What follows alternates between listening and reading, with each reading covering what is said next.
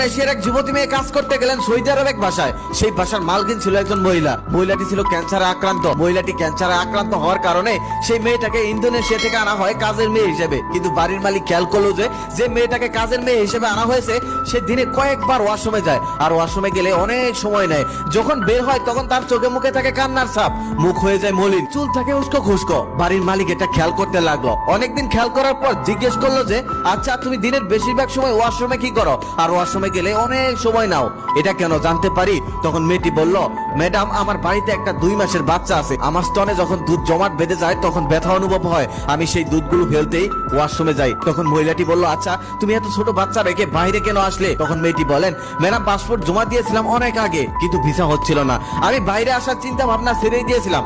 আমার একটা বাচ্চা হয় ঠিক তখনই আমার ভিসা চলে আসে। আমি খুব গরিব পরিবারের সন্তান, আমার পরিবারে অনেক অভাব। পরিবারের কথা চিন্তা করে বাচ্চাটা রেখেই আমি